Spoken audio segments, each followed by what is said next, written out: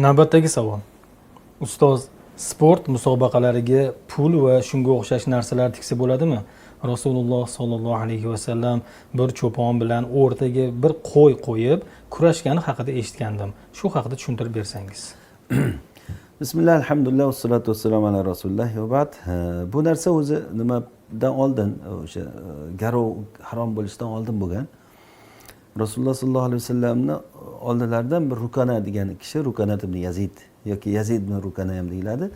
Shu kishi bir Rasulullohning oldidan bir to'da qo'y haydab o'tib qoladi. Shunda Rasululloh unga iymonga da'vat qiladi. U odam aytadiki, agar meni yiqitsang deydi, iymon keltiraman deydi. Keyin bo'pti, mayli olishamiz deydi-da, Rasululloh shuni ushlab yiqitib qo'yadi uni. U pahlavon odam bo'ladi juda ham.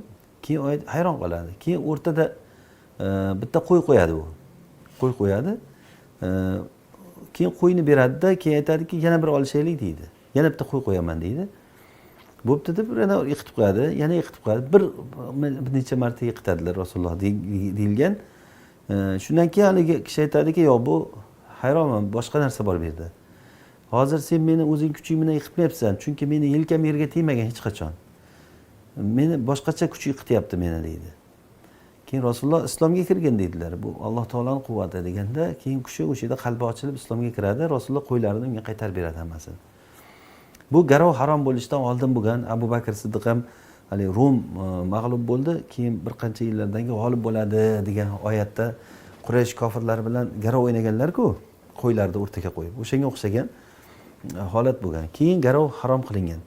Ammo sport musobaqalarida 3-chi shaxs tarafidan qo'yilsa, mukofot tarzida bo'laveradi bu narsa. 3-chi shaxs, masalan, bir odam musobaqaga bir mukofot tikadi.